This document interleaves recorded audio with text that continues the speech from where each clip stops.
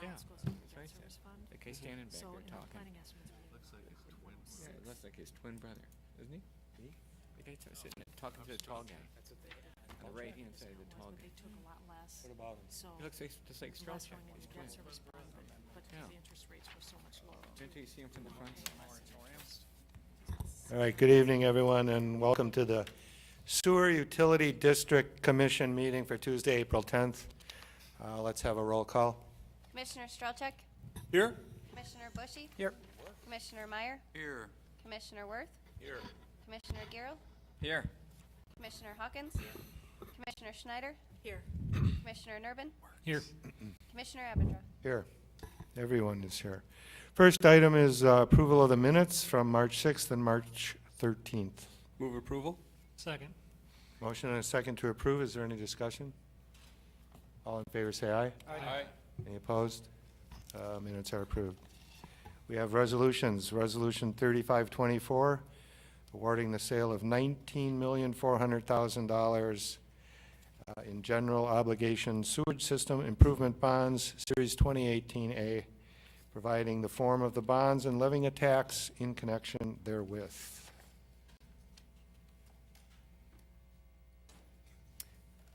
I'll start. Good evening, Commissioners. Earlier today, we had held the sale of the 2018 bonds. These are going to be used to finance the East Trunk Sewer Project. The results were beyond what we expected, very favorable. We had 8 bidders. The actual true interest cost is about 2.7%.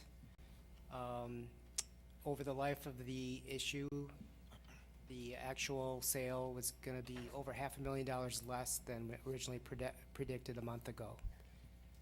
I don't know if you want to say anything more, Dawn? You know, we provided you with 2 documents this evening. One was the resolution that your bond attorney prepared today, and the other was a sale day report. That sale day report summarizes the results of the sale.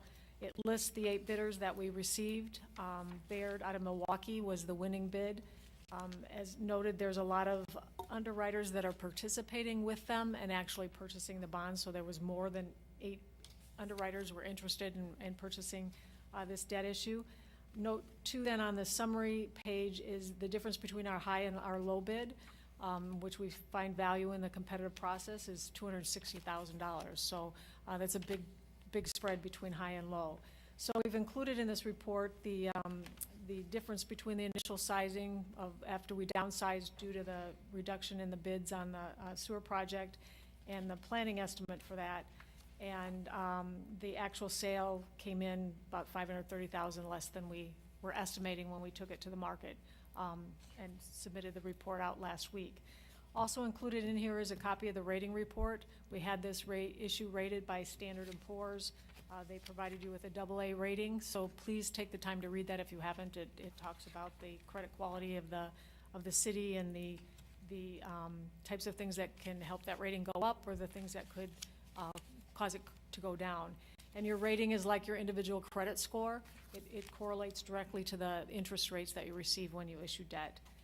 The last schedule in that document on the sale day report is where interest rates have been. So you can see that since December we've had an increase in rates. I'm sure you've probably seen that in other aspects of your lives, but so timing-wise was probably good to get this all undertaken now.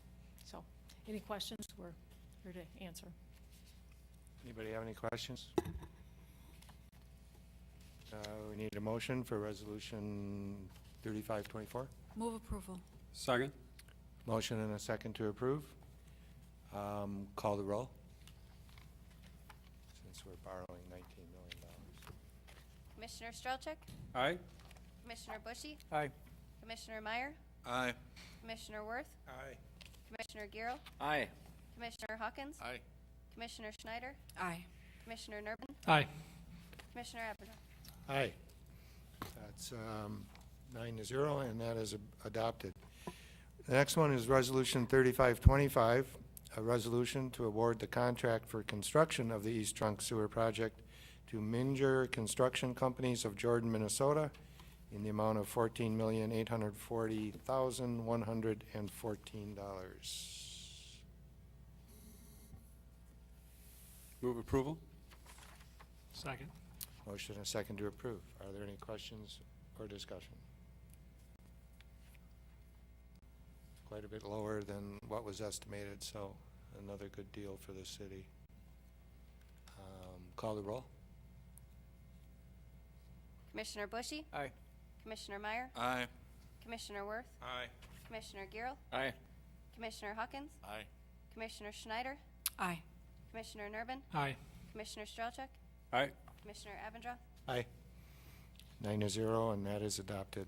Resolution 3526, a resolution to award the contract for the construction, inspection, and administrative services associated with the East Trunk Sewer Project to R.A. Smith of Brookfield, Wisconsin, in an amount not to exceed $753,450.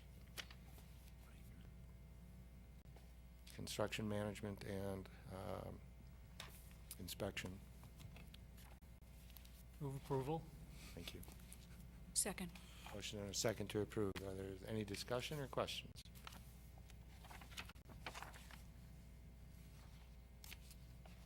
Seeing none, call the roll. Commissioner Meyer? Aye. Commissioner Worth? Aye.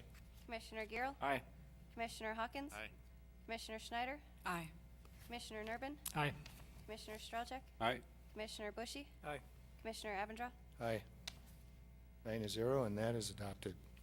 Resolution 3527, approving the 2018 sanitary sewer capital improvements. Move approval. Second. Motion and a second to approve. Any questions or discussion? You have to give an A to the sewer department. They do everything flawlessly. All those in favor say aye. Aye. Any opposed? That 9-0, that is adopted. Looking for a motion to adjourn. Second. Motion and a second to adjourn. All those in favor say aye. Aye. Any opposed? We are adjourned. We'll be back in 5 minutes. Thank you.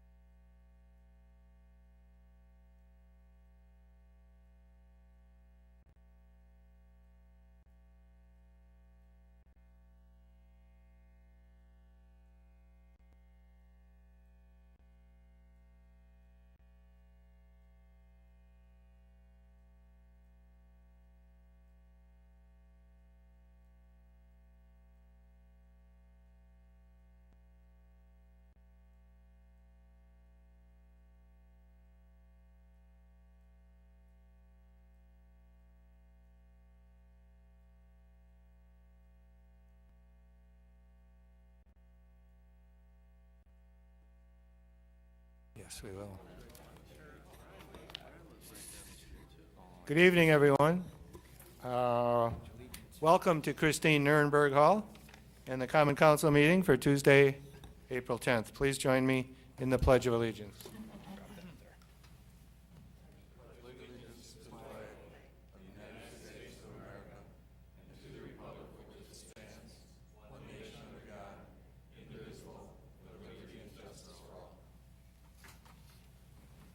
Have a roll call?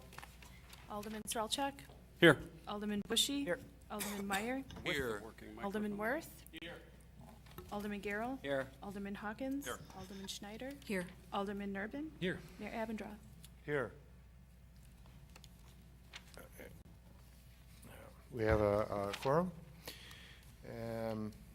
The first item is a public hearing for ordinance 1517, approving a development moratoria as authorized by Wisconsin State Statute 66.1002 for a period of 12 months related to an increase in public safety responses, its impacts, and anticipated and desired regulatory amendments for the neighborhood commercial node located at Donges Bay Road and Cedarburg Road.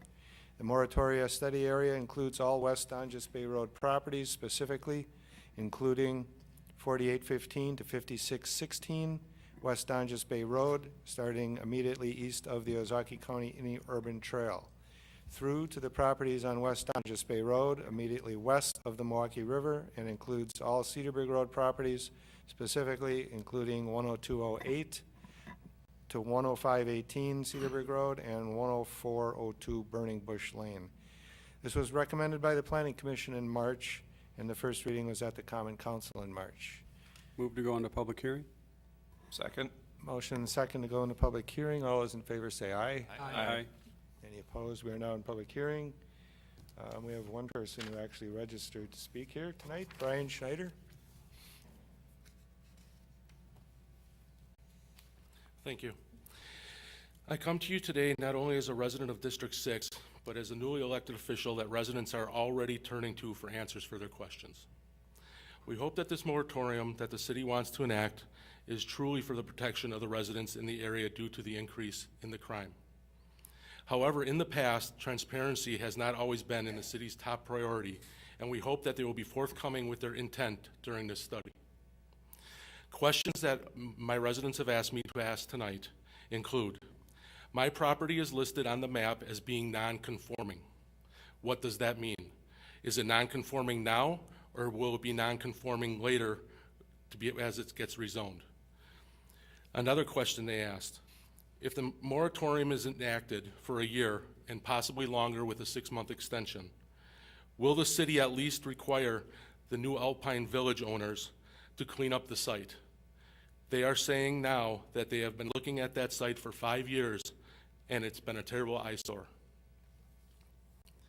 If the owners of that site choose to want to rebuild in the future, as the site might not be usable as it sits, during this moratorium, would the city allow them to raise the property?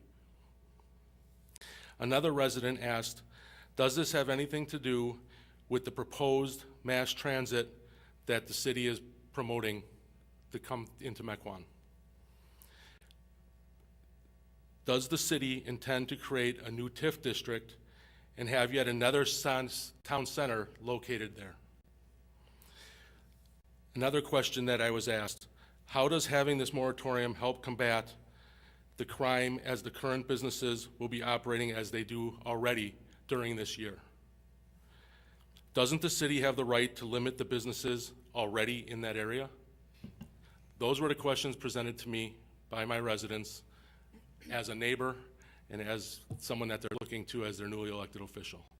Thank you. Thank you, Mr. Schneider, and I think staff, you wrote those questions down.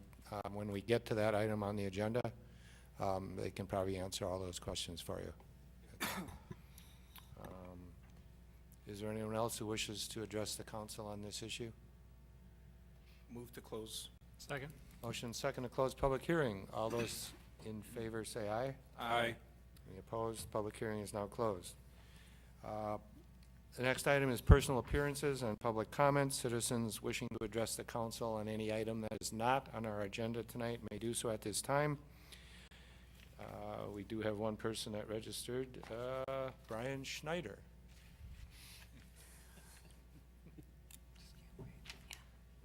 He's going to get a turn tonight. Again, I come to you as my neighbors and residents have asked me to come forward and ask some more questions regarding the issue of the Ozaki County Transit Development Plan that has been supported to extend the Milwaukee County Transit System Route 12 into Mequon.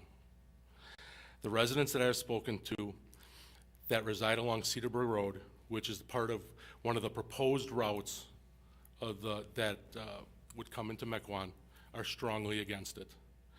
One neighbor pointed out that the infrastructure of Cedarburg Road was not meant to handle a bus line. Another asked about proposed bus stops and where they would be located on this route, as no one wants a bus stop in front of their home. Still another resident brought up the fact that this will surely be a one-way bus line, only bringing Milwaukee County residents into Mequon, as it will hardly be used, if at all, by Mequon residents going into Milwaukee County. Just this morning, another neighbor called me and asked me to let you know that he's talked to one of his local realtor friends in Mequon, and they told him that once his house is on a bus line, he can anticipate a 15 to 20% drop in the value of his house. That is a concern, I imagine, of most residents up and down Cedarburg Road. Some of the other questions brought up to me during my campaign were who's paying for the bus line and what studies exactly show that it's needed. Statistically speaking, by connecting Mequon with the Milwaukee County Transit System, you are connecting Mequon to two of the highest crime areas in the state. If we are already concerned about fighting the crime issues near Donges Bay and Cedarburg Road, as the moratorium data states, won't the new bus line compound these issues even more? If statistics can show that workers are truly needed in the Mequon Business Park and will come from Milwaukee County for employment, then I personally would support the alternative route that goes to the Mequon Business Park only. But I cannot see myself in support of an extension running up Cedarburg Road.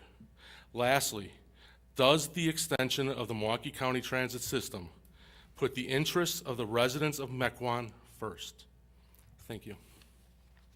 Thank you, Mr. Schneider. I know this is probably not my place to do this, but let me tell you a little bit about how this works. The transit planning is done by SewerPAC, the Regional Planning Commission, and if anything is going to be implemented or paid for, it would be by the county. The city has no role really whatsoever in whether they decide to do this. And from my personal experience, which I could explain to you later sometime,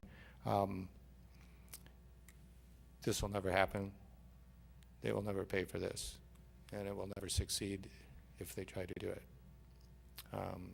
I used to work there, so I have a lot of knowledge about that. But SewerPAC likes to create plans that cover every contingency, and that's why it's in that plan. Can you also add, we've never discussed it. No, This has not been to the planning commission or the council. So, no. The county asks us to support their efforts, and we do. But the only transit service in Ozaki County that's worth anything is the Ozaki Express, which is specifically for the residents of Ozaki County. It's been there since like 1992. It actually works. So, those are my comments. Does the city administrator have any comments? Just in staff's work with the Economic Development Board, one of the initiatives that's been underway and that will continue later this month is meeting with some of our larger employers here in Mequon. Some of the feedback we've gotten from some of these employers upon these visits, which have included members of the council and the Economic Development Board and city staff, is the crying need for employees and workers. And so the city is working in many fronts and in many ways to help continue to support business growth and expansion here to broaden the tax base for the benefit of all in Mequon. To the extent that proposals are currently under consideration, as the mayor pointed out, they're going to be subject to further discussion at the county level. Thank you. Moving on to the consent agenda. The consent agenda includes Common Council minutes of March 13th and Special Council minutes of March 27th, Architectural Board minutes of February, Board of Police and Fire Commission minutes of December, Festivals Committee minutes of February, Finance Personnel Committee minutes of February, Fire Department report for March, Mequon Municipal Water Utility Commission minutes of February, Park and Open Space Board minutes of February, Planning Commission minutes of February, Public Safety Committee minutes of March, Public Welfare Committee minutes of February, Public Works Committee minutes of February, and the Sewer Utility District Commission minutes of February. Also includes Resolution 3511, authorizing final plat approval to allow for the conversion of a duplex to a 2-unit condominium for the property located at 10410 and 10412 North Magnolia Drive. This was approved by the Planning Commission last night. And Resolution 3512, amending the open records notice requirement for emails in the public communications policy. Recommendation forthcoming from Public Welfare Committee, Public Welfare unanimously recommended that resolution. recommended by Public Welfare Committee this evening. And Resolution 3513, granting an easement to We Energies at River Barn Park, 9808 North Cedarburg Road. This was recommended by the Park and Open Space Board in March, and a recommendation forthcoming from Public Works Committee. Mayor, Public Works voted unanimously to approve Resolution 3513 to send it on to the Common Council. Okay, so Resolution 3513 is also recommended. That is our consent agenda. I'd move approval of the consent agenda. I'll second.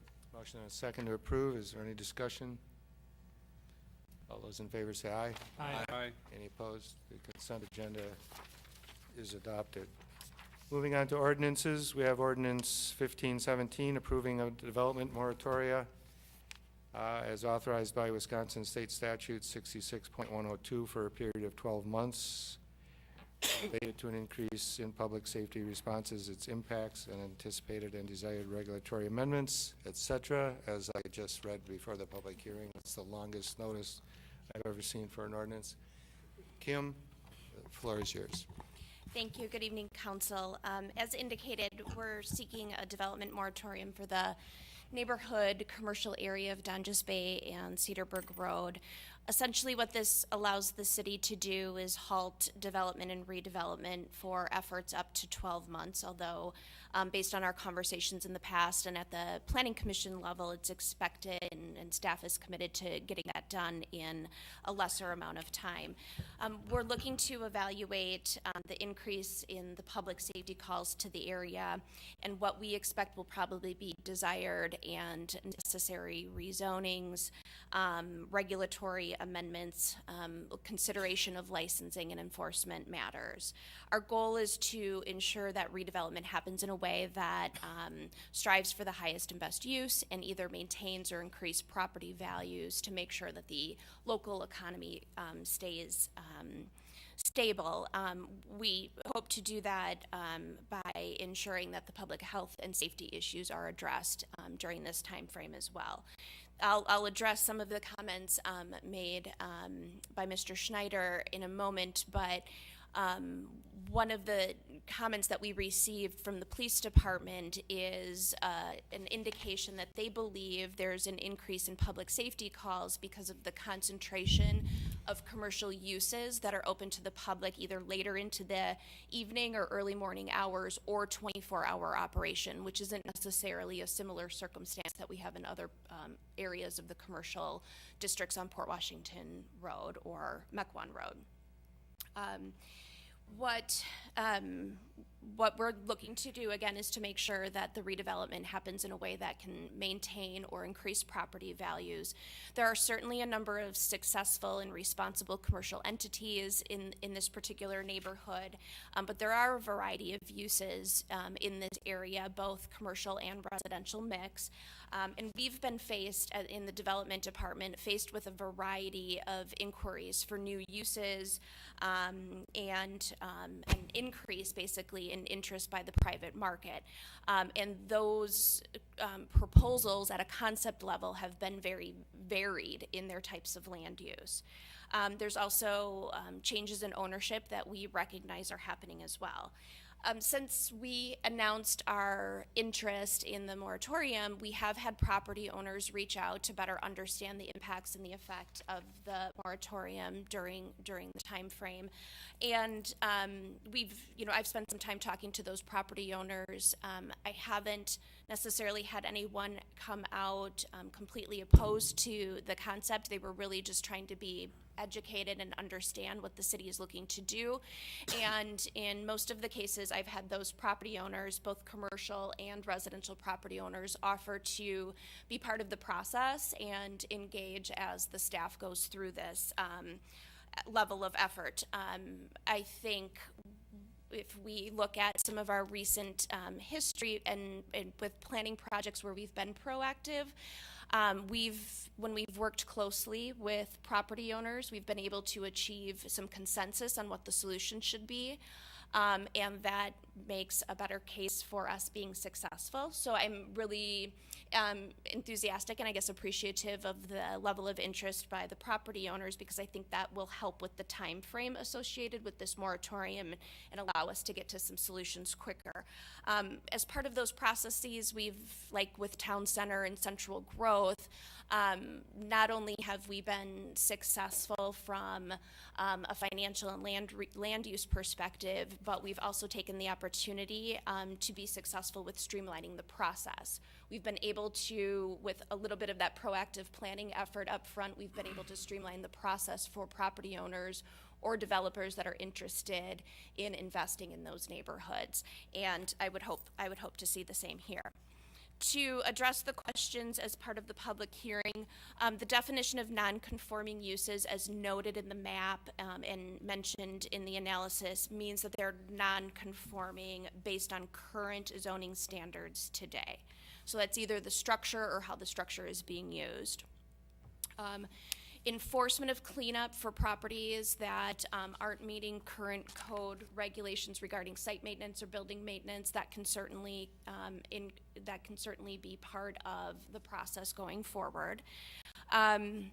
In terms of demolition, we would have to make an amendment, I believe, to the current ordinance in order to allow for an application of demolitions, because right now the ordinance prohibits any acceptance of application related to any construction, and that would include demolition from my perspective, and perhaps the city attorney would like to weigh in on that in a moment. While I'm aware of some of the concept changes from the Ozaukee County level in terms of mass transit, that has certainly not been a priority issue as it relates to this particular item, although it is something that I think should be considered and analyzed as we go through this redevelopment process. It is, well, I guess I can say that this city staff does not have any preconceived notion about what the solutions are or what we anticipate the answers will be. It is not, and I hadn't thought about it until Mr. Schneider mentioned it tonight, about the concept of another town center. I mean, the neighborhood node, as identified in the zoning code, is meant to be neighborhood level type services. So I guess there's a consistency of that as it relates to town center, but we're not looking to create another neighborhood that competes with a particular neighborhood that we're trying to currently have redeveloped. And we've got 4 active TIFs right now. I don't know that the Common Council or staff is necessarily interested in establishing another TIF district. That's one of many economic development tools that can certainly encourage redevelopment to happen in a way that we think is of most public interest, but that's not necessarily on the table or being considered at this particular time. The other question was the authority, don't we already have authority on limitations as it relates to commercial uses?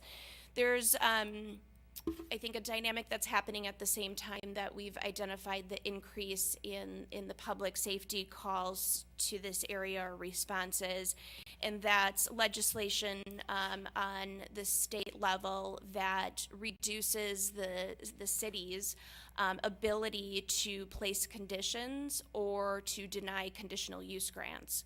So zoning 101, every zoning district has a set of permitted uses and a set of conditional uses. Conditional uses are required to be approved by the Planning Commission, and historically we've been able to identify impacts related to the operations of those uses, and if we feel those impacts are too detrimental to the neighborhood, we can deny them.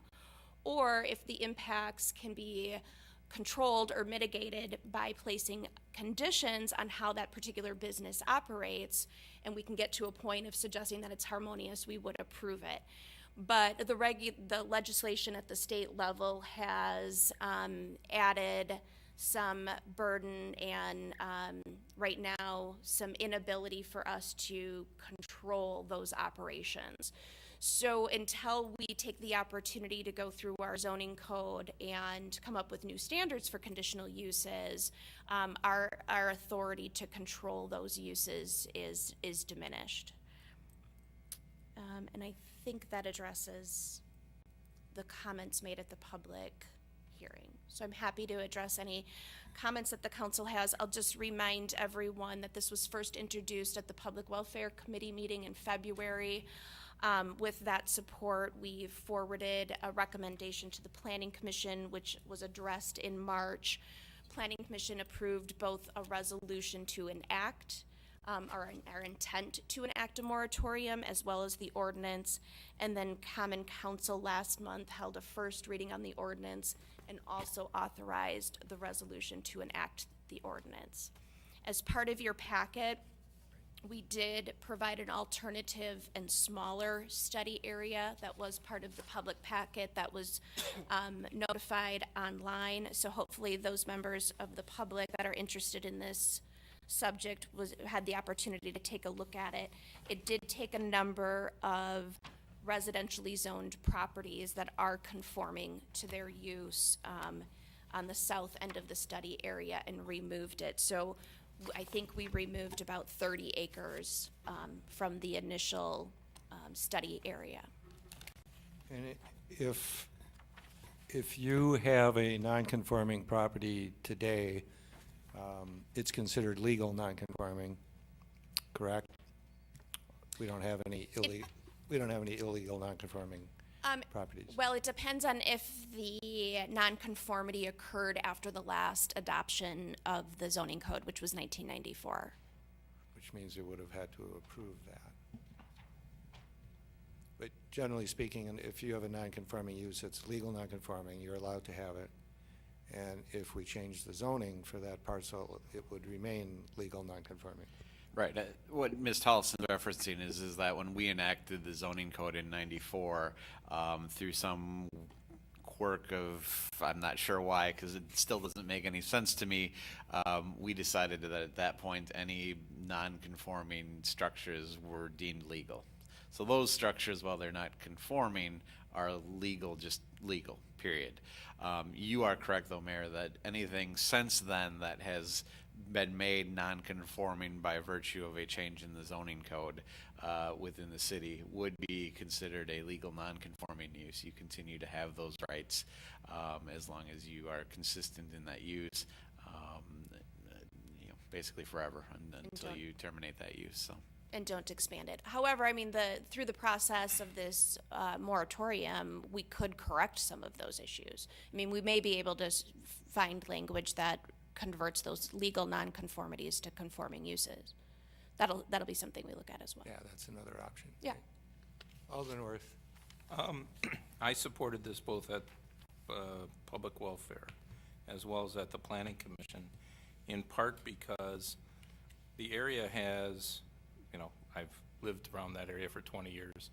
It has gotten worse over a period of time, and I think that if there was some uniform concept here and some zoning that made sense, but one other reason why it may be difficult to control what's businesses is because there's a variety of zoning code. It's not just residential and commercial. Even among the commercial, there's B1, there's I think some I don't remember what else there's, B4, or but anyhow, Yeah, it's not, there's no B5. consistency. So we haven't sent a very clear message to what would be allowed. I think hopefully in this process, we would send a message that says, this is what, the range of things that are allowed in this area, and they're things that are realistic for that area, and therefore there may be more interest in developing or cleaning up the site. There's a nice 3-acre parcel there that's been for sale for over 1,100 days. A vacant parcel. I think it's not an area that's attracted development, and instead it's an area that's decreased in value over time. So one of the things hopefully is that we change that. Not that I'm not going to be and I represent part of this. I'm not going to be in favor of a town center concept. In fact, I've had potential buyers who have called me to talk about, could we put 3-story apartment buildings there, and I said, there's just no way that's going to happen. But I think that this is a good thing for these residents in this area to avoid it turning into an area they don't want to live. So I'm going to support it, but I would, Alderman Bushy, I don't want to take your thunder, but you did. He has a potential amendment. Staff recommended a potential amendment. I'd offer 2 other very simple things.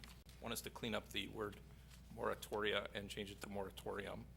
And the second is that, because this is a moratorium, not a moratoria, that's plural. And the second is that, and I conferred with council, there's no reason we couldn't include demolition work and allow for a building to be raised. So I'd offer an amendment that would allow that, because that really doesn't create a use, it simply gets rid of an old building. And so I'd offer an amendment that would, I'm not exactly sure, I'll leave it to staff on finding the language, because I haven't looked for it yet, but that would allow the raising of existing structures. So, and I'll throw in the smaller area. Okay. So I'd make those 3 amendments. Alderman Bushy can make his own amendment, which I support. We don't have a motion yet. Oh, So you're is right. that a motion? I move to approve with those 3 changes. Second. Okay, what's the third change? It's staff's smaller area. They have 2 alternatives here in the area of the zoning. The first one is the word moratoria. The first one's the word moratoria. The second is that you can raise buildings with appropriate permits. The third is getting rid of some of the residential parcels that are on primarily the south end, but I think there's also 2 that come off of Donjas Bay. Yes. That are all fine, non-conforming, and staff has provided some language to us that should be in front of you on your desk. Should I throw your amendment in right away too? Go for it. And Alderman Bushy's amendment, so there's 4 things. It's also in front of you. Should I read it? And maybe for this one here? the benefit of, Staff drafted. Okay. sorry. Which one of you wants to?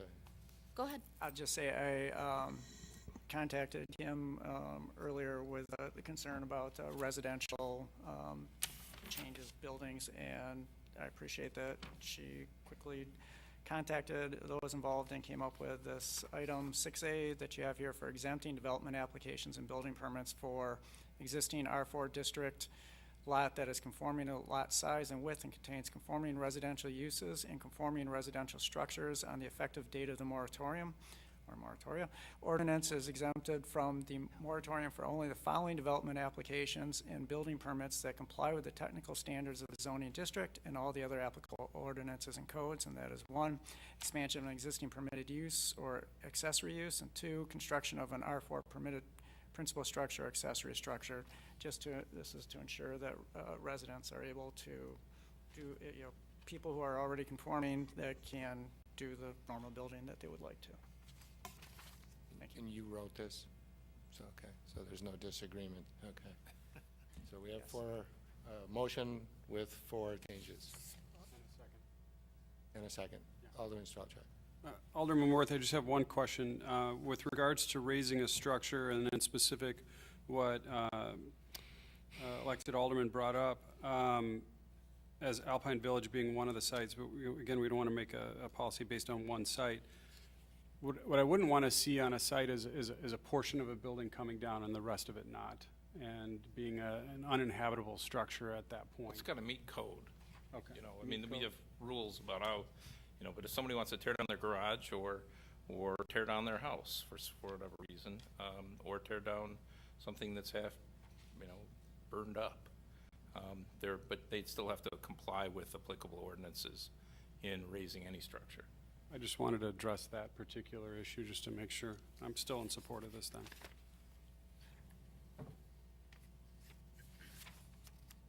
I was going to call you Alderman Jones.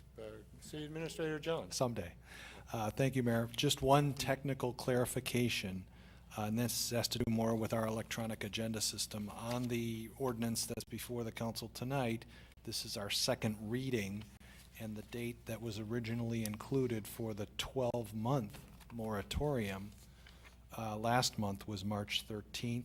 I know the intent is to move as quickly as we can within the 12-month period to conclude the study of this area, but the date in the ordinance right now reads March 13th, and I would suggest we change that to April 10th. That's a friendly amendment to our motion. I'll accept that. But again, does this include what we said at planning, that you need to come back to us in 3 months and report where we're at least then? Mm-hmm. Okay. The goal is to see activity on this to make sure that we're moving the process along. Yeah, and I would encourage anyone who's in the audience or watching at home, if this is a part of your neighborhood and you'd like to be engaged in the process, please reach out to me. Any further comments? Call the roll. Alderman Strelchak, Aye. Alderman Bushy, Aye. Alderman Meyer, Aye. Alderman Worth, Aye. Alderman Garrell, Aye. Alderman Hawkins, Alderman Schneider, Aye. Alderman Nurbin. Aye. 8-0, and that ordinance is adopted. Ordinance 1518, an ordinance Your Honor? amending. I'd move to suspend the rules. We have a bunch of people that are here for the item that's the very last thing of the night on the gateway feature. Seems to be a shame to make them wait for 15 more items. I don't know if that's what the majority of the people in the audience, I do know that there are several. Well, that is true. There's people waiting for other things as There are, well. okay. I knew one, and I can't make the motion for him, I'd do it for him also, but I have to recuse myself on his item. Mr. Hoff's, so. But I can't make that motion. Well, you're just asking to suspend the rules. Right. So I would move to suspend the rules and bring up the committee of the whole, item 8. Well, that I can do, but I was also saying, I know that there's one person, Mr. Hoff, who's here for a development. I don't know if there are others. Right. Well, bond sales, Oh. but, I thought the you bond guys do what you sale- want. They still here? I don't see them back there. They're gone. I'll second that. I thought they left. There's a motion and a second to suspend the rules. Call the roll. Alderman Bushy, Aye. Alderman Meyer, Aye. Alderman Worth, Aye. Alderman Garrell, Aye. Alderman Hawkins, Alderman Schneider, Aye. Alderman Nurbin, Aye. Alderman Strelchak. Aye.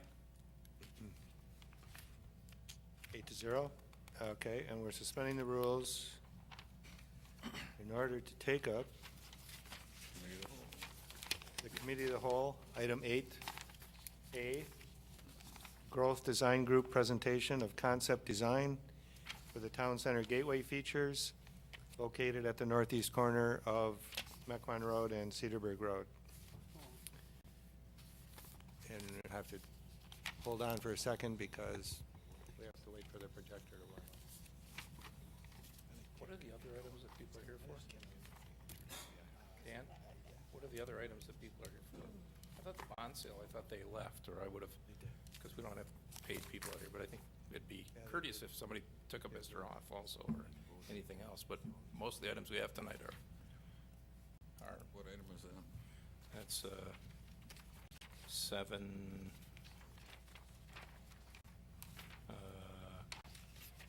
7C, I think. Yeah. That was over here. Okay, and I'm gonna dim the lights, because I think. No dimming the lights. That was a part of the motion.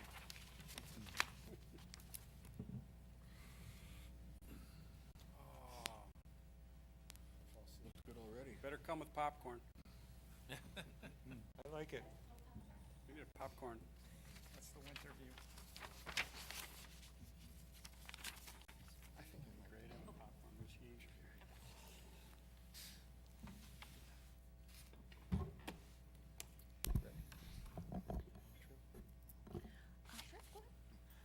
Hi, I'm Peter Damsgaard from Growth Design Group. We've been working with Kim and the committee to pull together some concepts for the gateway feature. I think we have some exciting ideas, but I want to preface this in that these are concepts. They are not fully fleshed out. There are still a lot of questions. You'll see 3 concepts tonight, and we want to bring it to the council and to the public so that people understand our thought process and what we're doing, and have a chance to add their 2 cents as well. So some goals of this project, we've identified 4 overarching goals. I think this is pretty boilerplate for some people, but might be new for others. 1 is to signify the Mequon-Thiensville Central District, or the town center. 2 is to create a signature destination, both visually and functionally, for the corner of Mequon Road and Cedarburg Road. 3rd, to activate the riverfront. It's a very nice amenity that we would like to see utilized more often.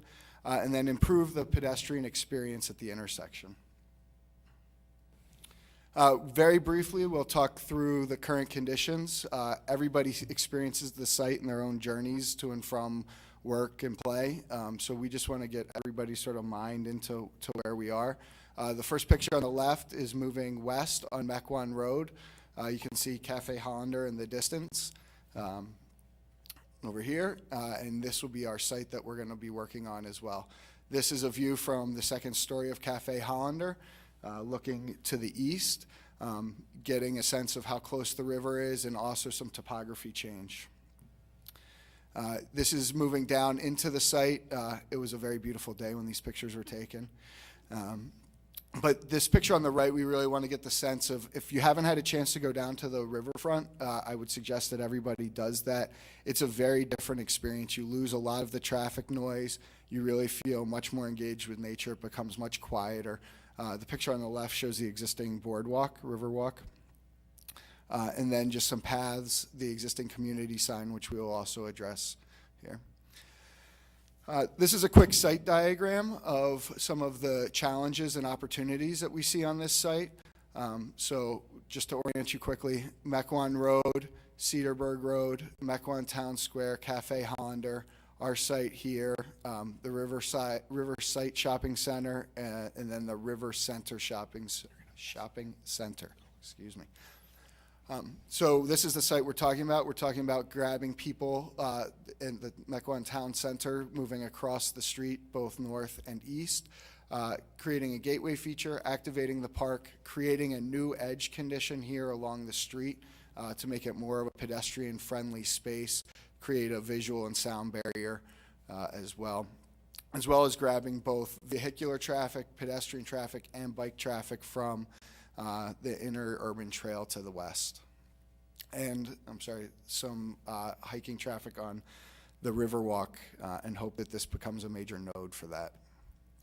So some ideas, we really want to activate the park through public programming. We're calling it the Instagram effect, make it a place, a destination that people want to be, take pictures, engage in, make it a destination, and further its intent as a place for play.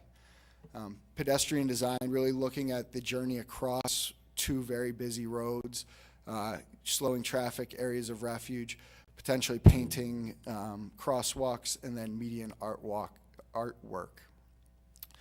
Again, levels of signage are important.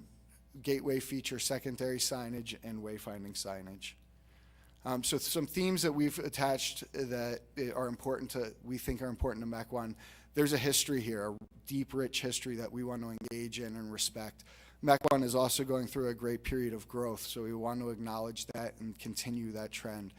The river, a great asset that we see that we want to utilize. And then most importantly, people. We want people to engage in this space. Part of our initial concept is to come up with, this is a Mequon-Thiensville joint venture.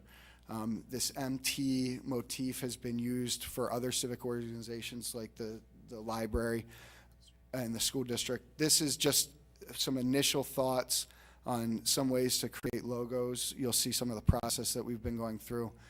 These are some logos that we've tied into that marry the M&T, a swooping form that mimics the river. These are also parts of other logos and motifs that we've seen around the area. So now to the gateway feature. Scheme one, we're calling the tower scheme. Some inspiration here, we're talking about materials, woods and metals and stones. We're talking about observation towers moving up and down vertically in the site. We're talking about landscaping and garden walls. So this is a first concept here. We're standing in Mequon Road looking west, creating a garden wall that carries signage, creating a tower that really, it's a place that people want to go to. How do we pull people across the street from the town center? You give them a place to go. It gives you a different vantage point from the area. It's amazing when you go up and down vertically, whether you're going down to the river, how that changes, or when you go up to the sky and you're instant amongst the treetops. Part of the concept here is getting in, almost a treehouse-like effect. And then it also gives you different vantage points. It lets you look to the river, but it also lets you look west towards what is future development and exciting parts of the city. So we'll go through a few views of each. Integrating the tower base into the landscaping and creating a different edge condition along the street there. So you'll see we have these sort of swooping garden walls, landscaping up against the edge, multiple signage locations on the right there that Mequon-Thiensville will capture people coming down Mequon Road, but also creating another opportunity for signage to grab people from different vantage points. This site's kind of unique that it is not a one-directional site. It's a 260 to 360 degree views. So, moving to the north, to the west, to the east, and to the south. Here you'll see on the left, integrating that existing community sign into the design. Taking some clues with the materials, using traditional materials, heavy timber framing, wood, existing stone that you'll see throughout the area. Again, echoing the edge condition, creating benches and landscaping. An idea of moving up through the treetops. Just gives you some views from different perspectives around the site. And then the site plan. So you'll see, creating areas around the monument sign that connect, both allow for maybe some future public programming, allow some maybe businesses to engage this space, music groups, you can imagine proms and wedding pictures wanting to happen around here. You'll see the walls creating, helping to block the noise and the traffic. We are still developing, depending on which concept we look at, how that sidewalk starts to morph a little, as you slip through the walls and move into different spaces. Just a night shot.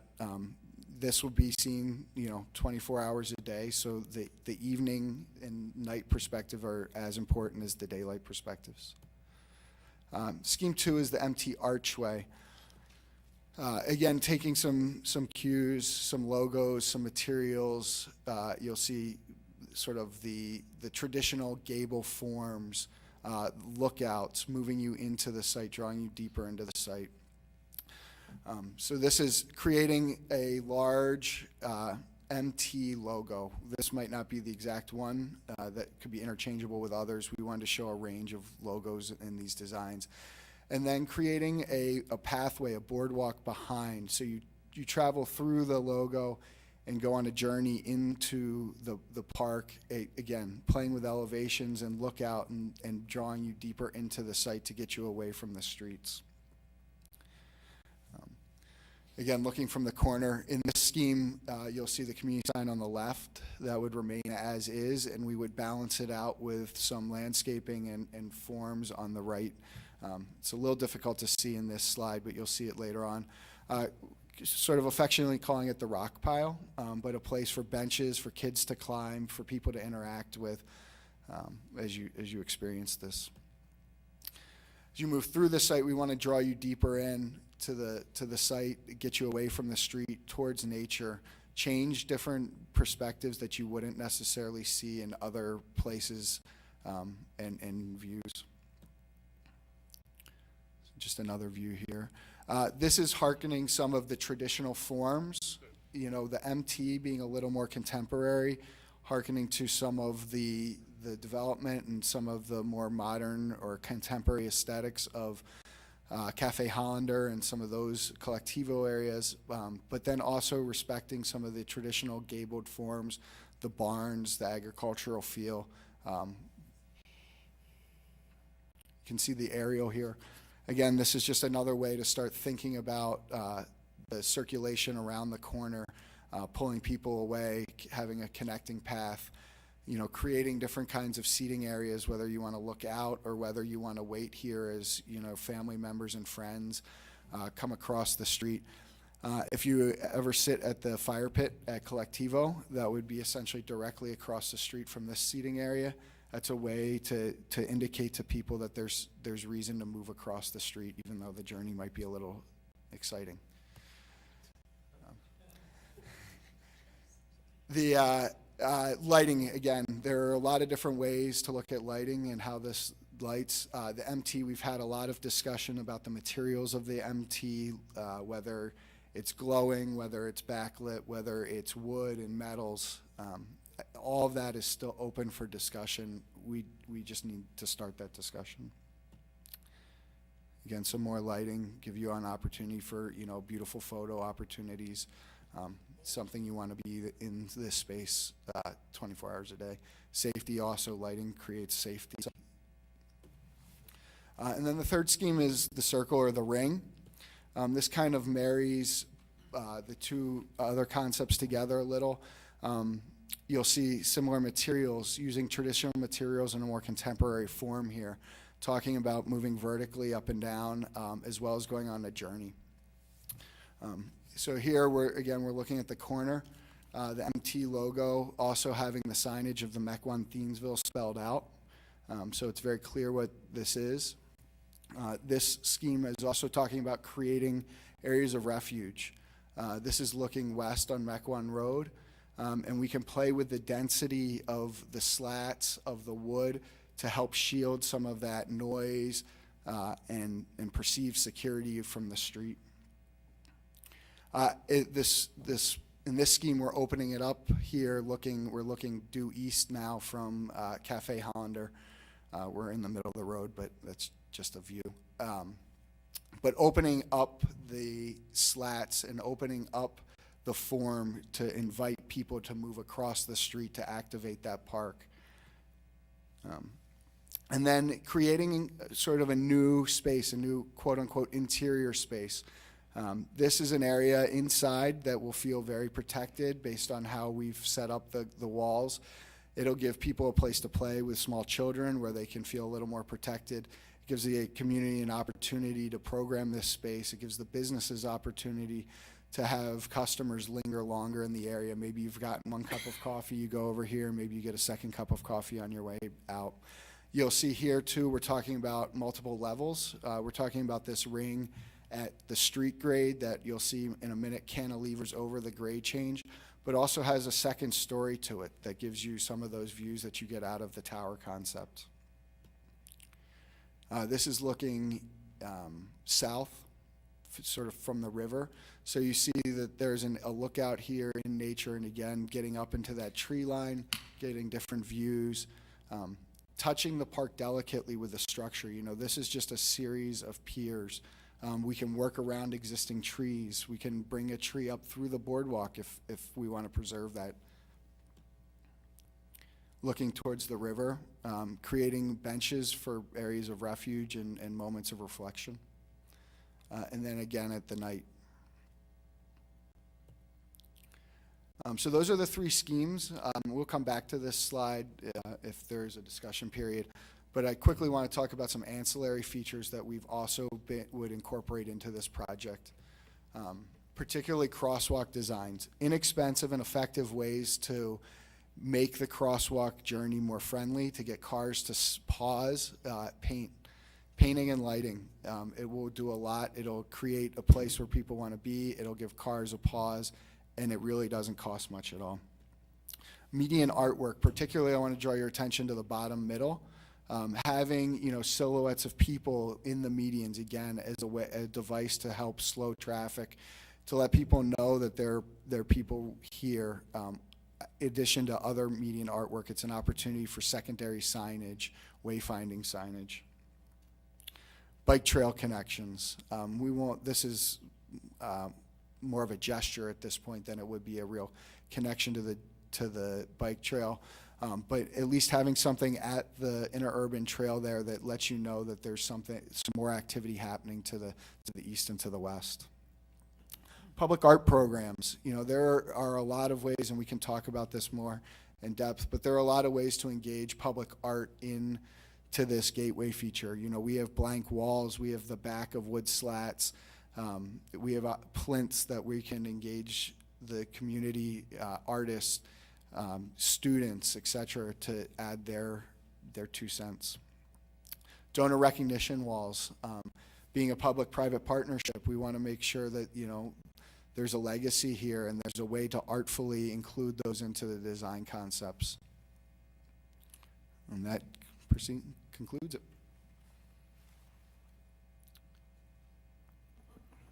Mr. Mayor, as a representative of the city on the Gateway Committee, I'd like to just make a couple of comments.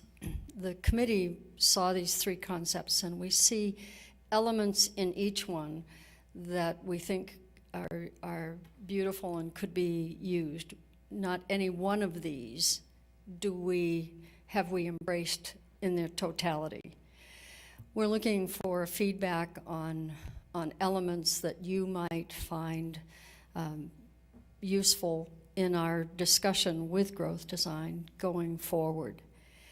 There are some questions that we have, for instance, with a tower.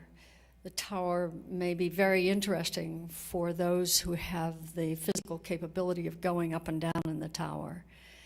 But for older residents or people with disabilities, that might not be a cool thing. It would be something they could look at but not utilize. So it's things like that we need to take into consideration as we go forward. But we'd like some feedback on these concepts and see what we can work together to come back to you with something that all of us can embrace.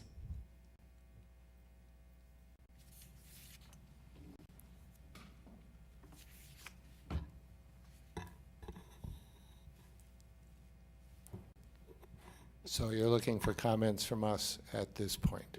Yeah, we're looking for feedback on each of the schemes, what your reactions are. Alderman Strelchuk.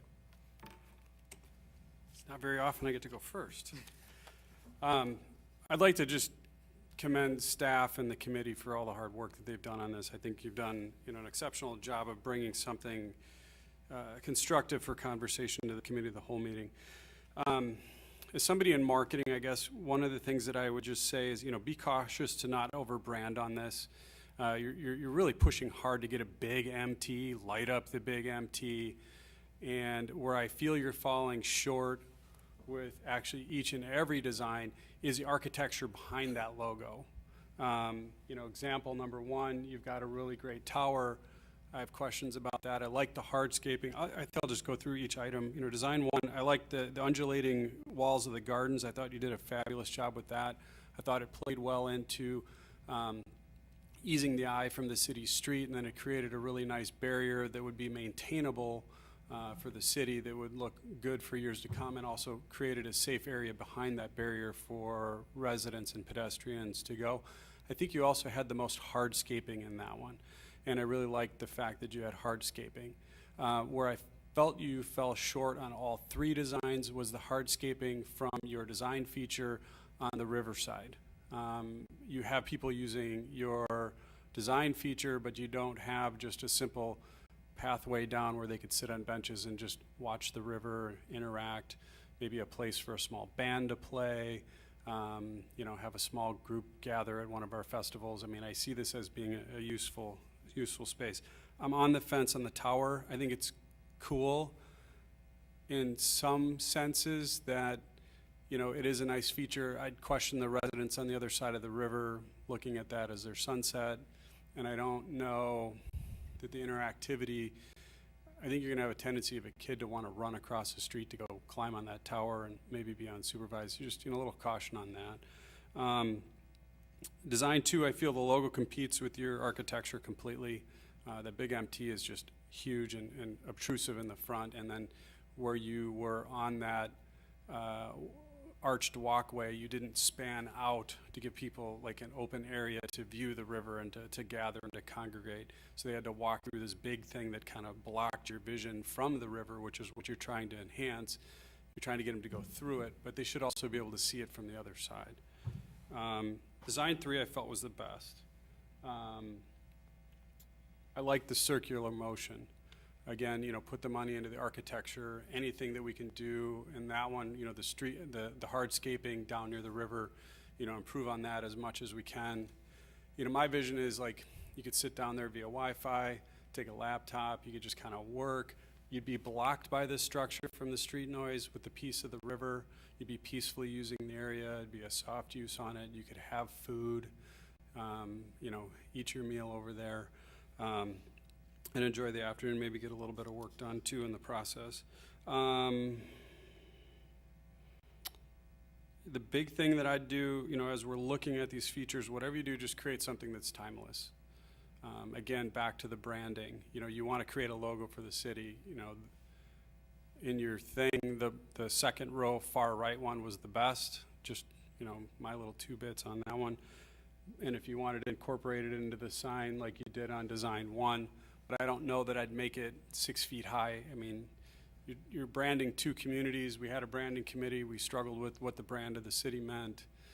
We got a school district brand. We've got a Thiensville brand. We got a Mequon brand. Somebody's going to end up maybe not loving it and maybe not identifying with it. I think if you just say Mequon, Thiensville, and have a really cool piece of architecture and some cool hardscaping that's a useful space for people to use, the community's going to embrace that as a whole versus, nice job, you just spent $500,000 on a giant logo that we hate. So that's just my 2 bits. Alderman Meyer. Those are 2 what? My 2 bits. Okay. 50 cents worth. 50 cents worth. I do like the circular. This is a quarter. Yeah. I do like the circular and getting out to some observation deck that goes over to viewing the river, and that, I think that's a nice concept inside of there. I'm not a fan of the big MT in there, but I do like the hardscaping that's along over there, the wall that you have there, and with the Mequon Thiensville, maybe a smaller logo along on the wall or something instead of the big one. But I think whatever we go to, I think what is going to be important too is the lighting that is along with that, and to make sure that it's not something that it's going to be attractive enough and wants to draw people in, but it's not going to be too overpowering for the area. So I think, soft lighting inside there, and it'll be inviting for it at nighttime for people to come and walk along over there. You mentioned before about having having like an art walk along the area. I mean, I had talked about something like that. We had some dedication of some art pieces beforehand inside there, and to have something along there that connected to that art walk from there. And we do have local artists that would either donate something to that or that in that area. I think it'd be kind of neat to walk along there and to see that from the local artists.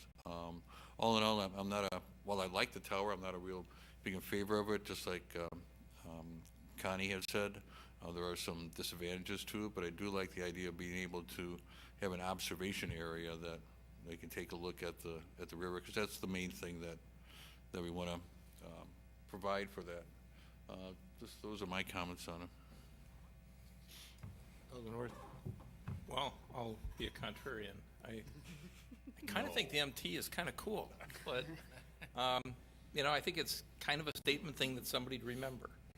But if other people don't like it, that's fine. I'm the tower. First of all, we have a tower that's pretty well known in Mequon already. I think we're just duplicating something we've done 3 miles west. Although I like the concept of being able to get up and see it, although in the middle row you've kind of got that outlook that gives you some of that same ability, and I like the wood, the heavy wood beams and the ability to walk out. The problem is it just kind of stops. I guess I like Scheme 1 the least. I think that the hardscaping is a lot of, I like the big stones and something that looks a little more natural along a river, as opposed to something that looks far more finished. I like the concept of the circles and the going down. I just wish that the wood slats were more like a heavy wood structure. First of all, it looks like it's not going to last. Yeah. And it looks like it. On the freeway. Yeah, yeah. What was that? I like everything about it except for the slats. Okay. But I really like the area behind it, the circle, just like I like that walkout in the middle. There's not I like 2 and 3 much better than 1. As far as a logo, I don't mind the logos you're showing there. There's one of them that looked like a pie sign with too many legs, and I couldn't make out a MT. Please, if it's going to be an MT, make it so somebody can actually read an M and a T somehow if you're looking at it. Maybe it's the one over there. I can't quite see that one. That's the one that bothers me. But those are my thoughts. And maybe just as a note, we did at a committee level talk about the extension on the riverside of each one of these features with possibly, staircases that get you down or an extension, off the backside. So that is something that's being considered as part of each one of these designs. But make it something that is different than, that's one thing I don't like about the wall on the left. It also looks like the wall on the front of every business park in southeastern Wisconsin. It's not very unique or different, where the stones or the thing you have on the right is, if we're gonna raise this much money and spend this much money, it ought to be a statement that's somewhat unique, that somebody sees it and they remember it. It'd be my thought. We'll start with Andrew. Mr. Nurbin. Yeah, there's elements of each I like. I was kind of digging the tower, but I understand the concerns about this being usable for all. I think the one you're likely to get the most use out of is Scheme 3 with the circle. It creates a space that's contained. It'll be it's almost like a venue unto itself. It's a building without a roof. People will want to be in there, meet, hang out.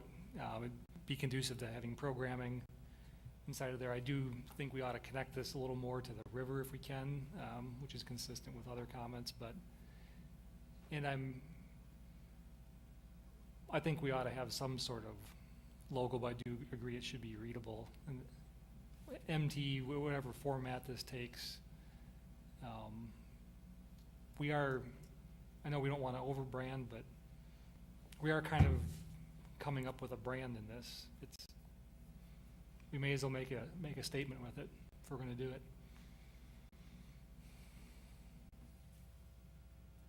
Alderman Schneider? Well, now I am echoing people because now I know that you are going to integrate it with the Riverwalk, which was my main concern, especially with Scheme 2, because it seemed like a road to nowhere kind of thing without integrating it to the Riverwalk, which would be preferred in my estimation. I do have concerns maintenance-wise for the number 3. Somehow, I don't know if it just looks like it would be hard to maintain or if that's factual, but that is a concern of mine with that scheme. I like the usability of that. I like the access of it. I like the protection of it. I think it opens up a lot of possibilities for use. It just looks like it might be a little hard to maintain with all these open slats. I'm not an architect and I don't know that that's the case, but that's a concern. Alderman Hawkins? Okay, I'm sorry we don't have a giant board that we could write and draw on, because I think that would help, but the tower, when I first saw it, just looked terrific, and I really think that's a great idea. It's just probably not going to be appropriate per Connie Bouquet's comments. The same way with the giant logo. I mean, the giant logo looks spectacular, but maybe in about 2-3 years it'll be not so spectacular and outdated. So we get to the third concept. I really like the third concept, and as has been stated, integrating the river, integrating the idea of some sort of stadium, not a stadium, but amphitheater type, whether it's grass or with steps, kind of like what Concordia has going down to the river. I don't know, that might be, and that was a good comment Alderman Schneider made. We want it to be fairly easy to maintain, but useful for many people in the community. Bands, the big festivity at in Taste of Mequon in September, where you have bands down there and other things going on during the year. But so I personally like the third concept the best, and how you integrate that, how you keep the existing sign that tells people what's going on in the community. You got to keep that. We spent a lot of money. It was donated. The money was donated. Junior Women's Club, was it? And to integrate, whether you integrate it the way it was in that frame to the left in the middle, whether it's done part of a wall or just kept the way it is and some other sort of framing, how you do that, I'm okay with the third design, but if that's not going to work out and you come up with something else, I understand that. I do like the idea of the amphitheater, though, and these are really terrific ideas, and good luck with the progress on that. I'll make a comment. I think being on the river, I think having something that flows and that's curved is important as opposed to being straight and angular. I like the curving wall from the first scheme. I think that looks really nice. And I think maybe behind that you could have scheme 3 with something in the round and then something that's elevated that goes back a little bit towards the river. I know the tower is really exciting. I thought of that years ago, but if you don't do that, maybe something a little smaller or a little farther back, a little overlook of the river, a platform that overlooks the river, might fill that same need. And then the rocks for the kids to climb on, it has to be somewhere, maybe along the art walk, so mom and dad can look at the art and the kids can climb on the rocks. And those are my thoughts. Or vice versa. Or vice versa, yeah. Some cool parents. Yeah, but I think a little combination of 1 and 3 with would be my preference, and the wood slats do look kind of funny. I think maybe something other than wood slats would probably be better. Thank you so much. You've really, I think, helped our entire committee, most of whom is here tonight to hear your comments. It's very helpful. I, for one, am really glad you mentioned maintenance because it's one of the things that I brought up too. I've been an alderman too long, I think, but maintenance clearly is one of the, and the sustainability of this thing is really important to all of us. So we appreciate your feedback. Thank you. You may have more questions. I'm here to listen tonight. Okay. Mr. Schneider, you have anything you'd like to add? Because you'll be sitting here very shortly. Right. I have one comment I just want to say is, I don't know if you know this, but I am a coach at the high school for track and field. And that sidewalk will get used around that corner greatly for the 2 months in the fall and 2 months in the spring by cross country and the track team. They send all their distance runners, and that's the route they go into Thiensville. So in one of those designs where you're putting flower beds in the middle, you know high school kids. People chase. Right. So I just wanted to throw that out there, that sidewalk is going to be navigated by a lot of kids, and they run 2, 3 side by side. So just making it a little windy might not be the best thing. Maybe a little stair circuit in there for them? Maybe make it a little wider too. We spent some time talking at the committee level too about the use of that corners, particularly for the high school runners, and just the use of Cedarburg Road. I particularly hope to be able to extend and finish off the sidewalk and the curbing on the east side of Cedarburg Road, and particularly because I see the runners every day from my office window. Anything else? Just real quickly, I don't know if you're going to make a decision soon on streetscaping. Is that what you call it? The painting lines going where people walk, pedestrians walk. I think that's really going to be critical to this whole area, making it look nice and safe, and slowing down of the car and truck traffic, but making it safe for people to cross over. Because if we don't want this area to be used, the people, as you said, from Collectivo, from Hollander coming across that road, but not only that road, with Taste of Mequon, for example, a lot of people park in the 2 River Center and Riverside shopping centers. They cross over, and we want to make those crossings safe. So, but I liked some of the drawings that you had for painting, or however you design the street crossroads for crosswalks for pedestrians. Those looked really good. Whatever. Has there been any thought to crosswalk a little bit north on Cedarburg Road? We've talked about that a little. Yes, to be determined. There is a crosswalk further north, almost to this building here, and we talked about connecting that crosswalk. That's a much easier crosswalk to navigate. You're only going across 2 lanes of traffic that are moving 35 miles an hour. The one danger or one concern we have is people making a right on Mequon Road going north.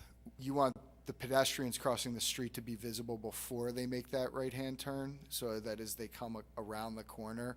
So there's a fine line between keeping that crosswalk at the true intersection or further north. Otherwise, if they come whipping around that corner and somebody's in the middle of the road, they didn't see them, obviously a big safety concern.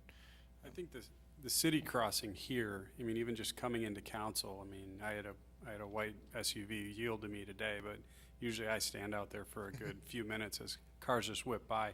And then just, 100 yards down, they have the yield to pedestrian sign at, at minimum. I mean, if we slowed traffic down, starting at City Hall, and they knew that this was a cautionary area with sidewalks and interaction, right in front of City Hall would be a good place to consider, embracing a similar element as you would on that corner to get people to slow down here as well. Yeah, agreed. And I think slowing people down, that, like you mentioned, happens a few hundred yards prior to the intersection. So, maybe as you're entering the bridge on Mequon Road, you're already getting cues that there's to slow down, whether it's that median art, the crosswalks, and same for all 4 points.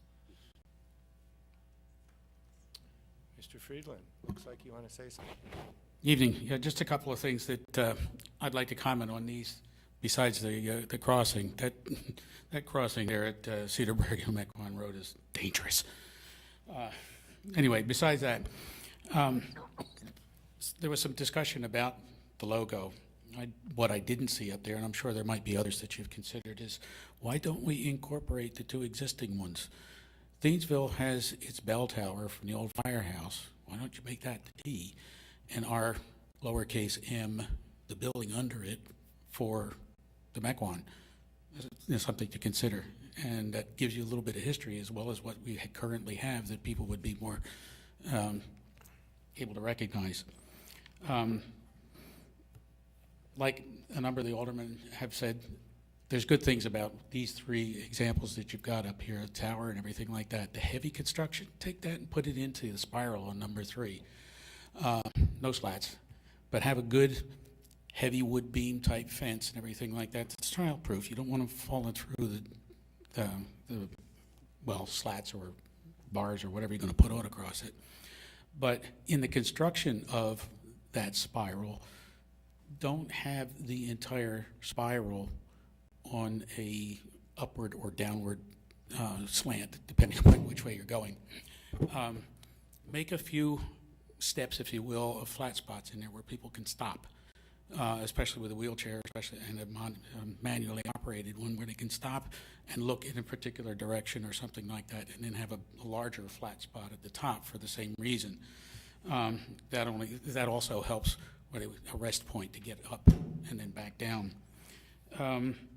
Lighting on the interior of your spiral and everything like that, I would suggest that we've talked about lighting, but I want to look at it from a certain aspect of safety. In any time when it's dark, whether it's the middle of the night or a solar eclipse, have some light in all of the spots that would be dark where nobody could hide. Thank you.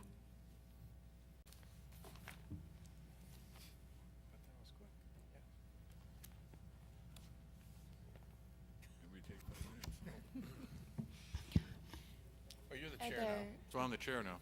That is correct. Ah, thank you. So have we answered all the questions that you folks need to move forward? I think we got good feedback. Very good. We are going to present the same concepts to the Village of Thiensville Board next Monday night, and once we get their feedback, we'll continue with the process. We do plan to have a open house where we'll open this up to the public and get that feedback as well. I just want to thank Peter and the growth group, as well as the team from Zebra Dog, who have helped us get to this point in the process, and I think we're in good hands, so thank you. Thank you.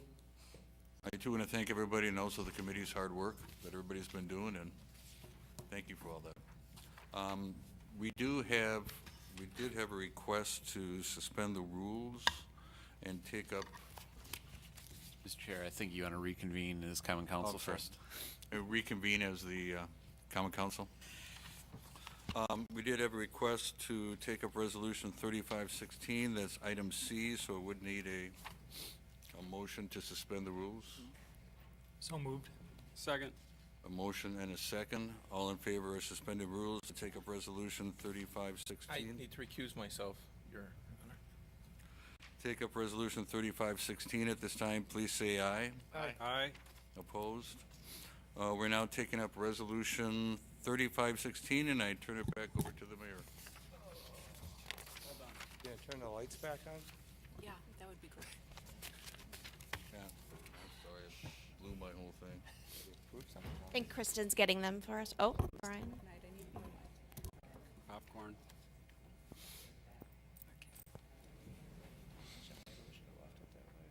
Yeah.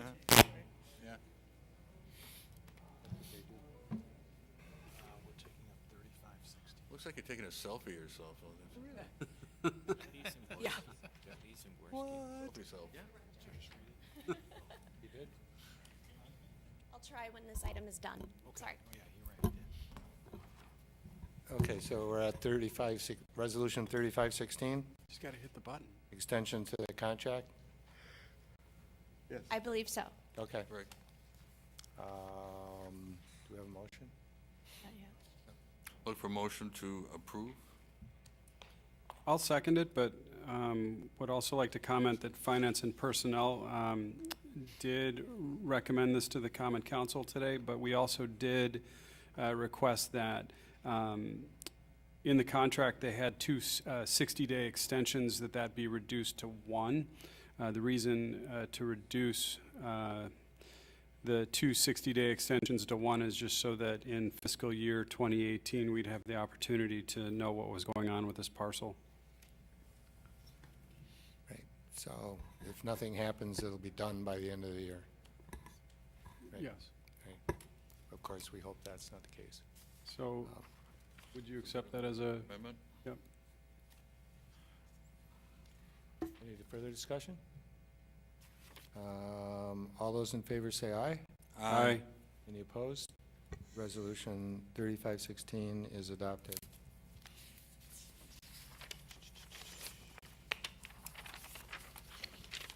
We return to the agenda where we left off, which is ordinance 1518, amending the city zoning code to rezone the property located at 11649 Northport Washington Road from B3 Office Ltd.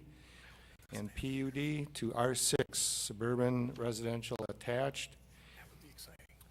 B3 Office Ltd. PUD, and to amend the land use plan from office to residential plex and office. Move If that sounds complicated, it's really not. It was supposed to be an office building, and instead they want to build condos back there that match the other condos that are back there. Move approval. Second. We have a motion. First reading? It should be a first reading. Should be a first reading, okay. You're right, it's a first We're reading. excited. It's a first reading, Never mind. so we're not going to take any action on it. Ordinance 1515, amending Chapter 2 of the Mequon Municipal Code relating to the accrual and use of paid time off by employees. This was recommended by Finance Personnel in February, considered by the Common Council in February, and recommended by Finance Personnel Committee in March. It is a first reading. Ordinance 1516, adoption of an ordinance amending Chapter 2 of the Mequon Municipal Code relating to the sunset of paid time off donation policy. This was recommended by the Finance Personnel Committee in March, and it's the first reading. Resolutions, Resolution 3514 has been postponed. Resolution 3515, a resolution amending Resolution number 2959 concerning policies that outline the city's financial management practices. This has been recommended by the Finance Personnel Committee. Alderman Worth. I think as far as a policy goes, we probably don't have anything else we're going to vote on as a council that's more important than these. I really do think that it would be good as a council to have time to have a discussion and walk through it. I'd also note that in our packet, part of it's missing, at least in my packet. So I have a number of questions. I think the committee did a great job. I think the financial investment policy is much better than most that I've seen, but I still have questions regarding the rest. So I'd ask that we could table this and send it to a committee of the whole meeting at a future council meeting where we have some time, because we have a rather long meeting yet tonight. So I'd move to refer it to the committee of the whole. I'll second that. Motion to table? Yeah. You don't have any points you'd want to maybe add for consideration at this time? You just want to take it up in committee of the whole? I'd rather take it up in the committee of the whole. Okay. So that's a motion to table. And a motion and a second. Motion and a second to table. Call the roll. Alderman Meyer. Aye. Alderman Worth. Aye. Alderman Garrow. Aye. Alderman Hawkins. Aye. Alderman Schneider. Aye. Alderman Durbin. Aye. Alderman Strelchuk. Aye. Alderman Bushy. 8-0, and that item is tabled.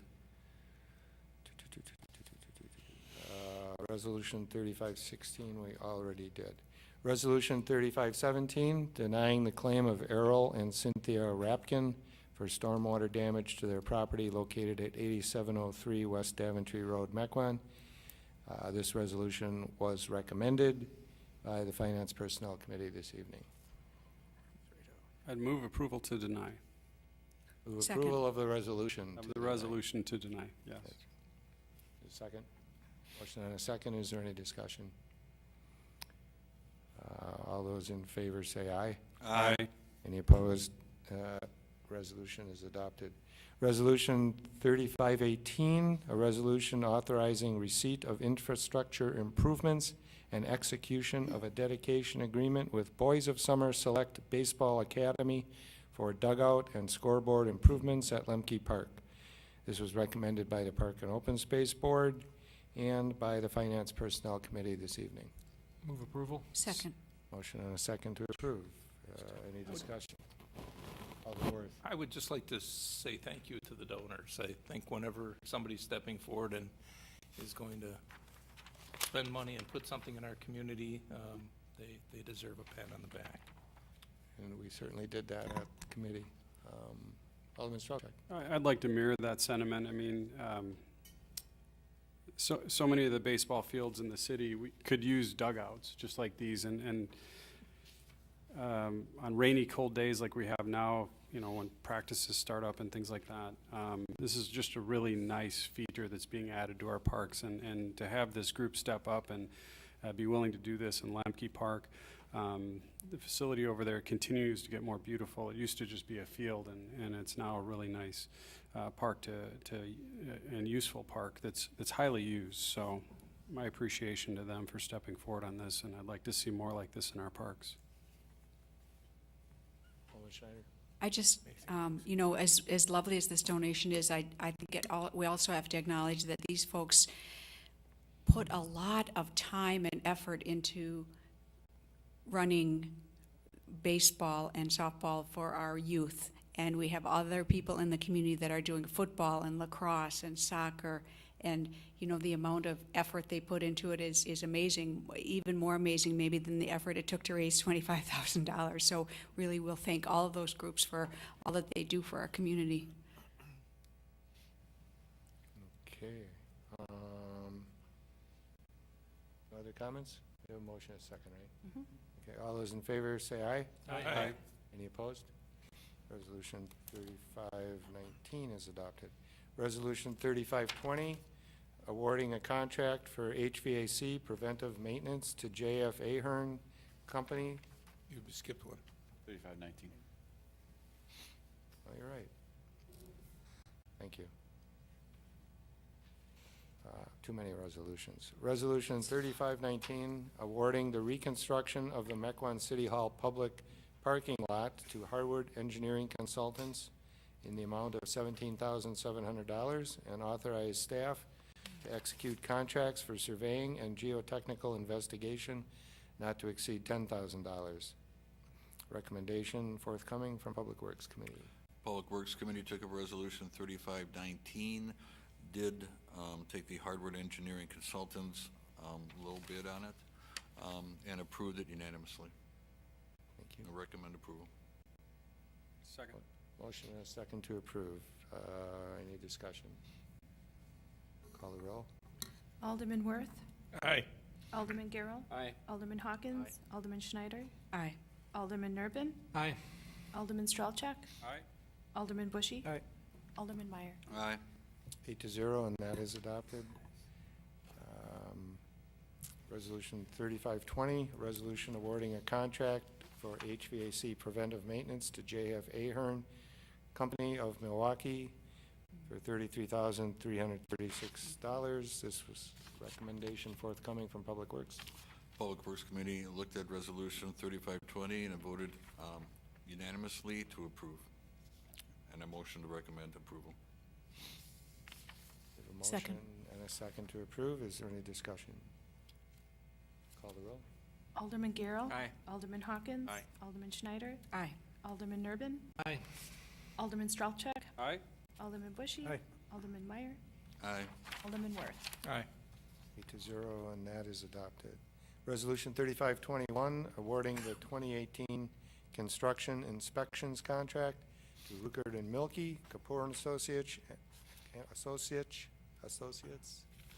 and R.A. Smith. Recommendation forthcoming from Public Works. Public Works was a little busy this evening, so we did take up Resolution 3521 and did approve it unanimously. I recommend approval. Second. Motion and a second to approve. Is there any discussion? Alderman Worth. A number of years ago, and I don't want to mention the group by name, but my recollection was that we had a lot of concern about one of these engineering groups and the work that they did on the road right outside of City Hall here, and that was a difficult process. I guess I'm wondering if we look at the history of our own experiences with groups when we award contracts. What? I think it was Kapoor and Associates, if you're... They did their street in front. You talking about the reconstruction of Cedarburg Road? Yes. That was Yeah. Bonestro. Bonestro? No, the guy who did the design. His name was... Wasn't he from Kapoor? Oh, he's from Bonestro. I apologize, Kapoor and Associates. I could have sworn it was Kapoor and Associates, so. Okay. Okay. I remember it was a, probably, yeah. Maybe the engineer's name was something like that. I apologize. And this is just an inspections Well, contract. I understand that, but that was a bad experience. Okay. And I love the beautiful colored road out there that you and I voted against. Gotcha. Yeah. I'm glad you like it. It's all the same color now. Yeah.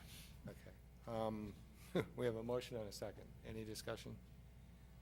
Call the roll. Alderman Hawkins. Aye. Alderman Schneider. Aye. Alderman Nerben. Aye. Alderman Stralchuk. Aye. Alderman Bushy. Aye. Alderman Meyer. Aye. Alderman Worth. Aye. Alderman Garrell. Aye. 8-0, and that resolution is adopted. Resolution 3522, awarding the 2018 GSB 88 bituminous seal contract to American Road Maintenance Incorporated of Carroll Stream, Illinois, in the amount of $159,635.52. Recommendation forthcoming from Public Works. Public Works took up Resolution 3522 and approved it unanimously, and I recommend approval. Second. Motion and a second to approve. And Is for there those who are interested, it doesn't have, this type of application does not, it's a seal coat, does not have any type of aggregate that goes down with it, which we've had some issues in the past, so. any discussion? No one will be traipsing this stuff into their kitchen? I did recommend approval. Right, okay. Call the roll. Alderman Schneider. Aye. Alderman Nerben. Aye. Alderman Stralchuk. Aye. Alderman Bushy. Aye. Alderman Meyer. Aye. Alderman Worth. Aye. Alderman Garrell. Aye. Alderman Hawkins. Aye. 8-0, and that resolution is adopted. Resolution 3523, awarding the 2018 crack sealing contract to Farner Asphalt Services LLC, Wanaki, Wisconsin, in the amount of $69,354. Recommendation, Public Works Committee. Public Works Committee looked at Resolution 3523 and approved it unanimously for the amount of $69,354, and I recommend approval. Second. Motion and a second to approve. Is there any discussion? Alderman Urban did bring up the question side of the differences in between the pricing on that, at the drastic difference in the pricing on it.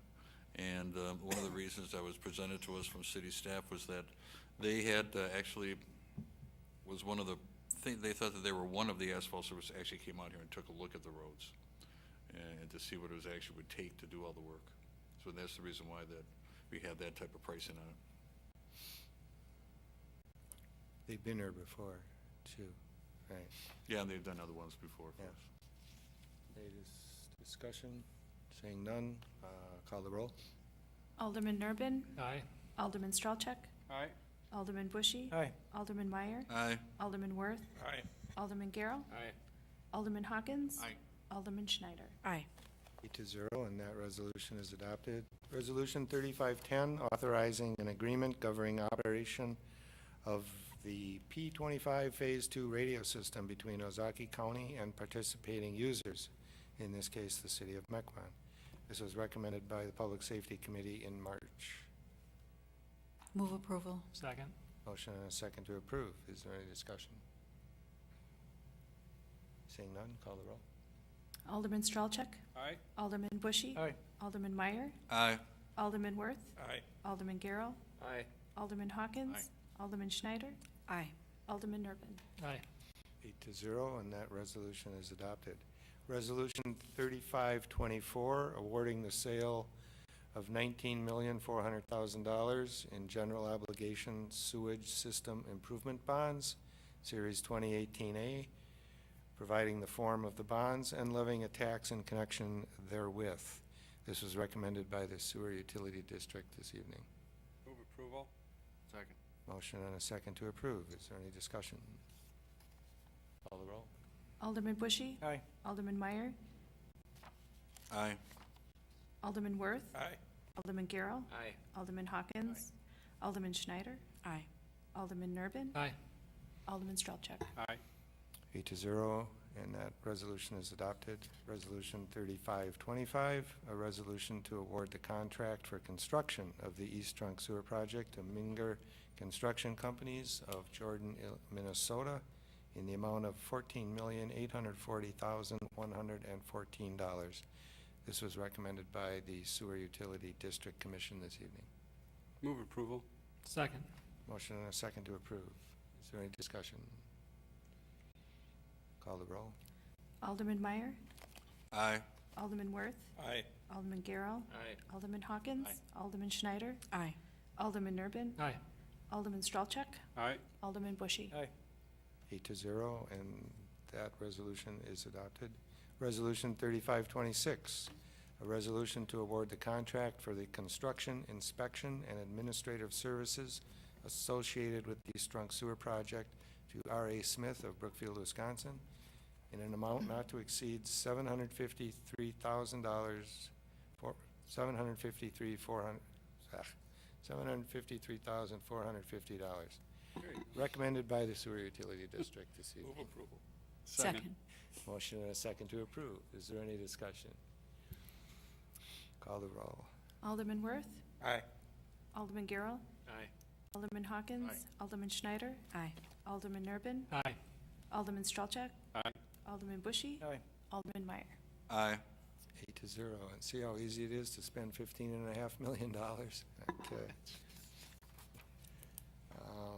We have worked on it for like 5 years, but Maybe a little longer than that, yeah. It's been a while. Resolution 3527, approving the 2018 sanitary sewer capital improvements recommended by the Sewer Utility District Commission this evening. Move approval. Second.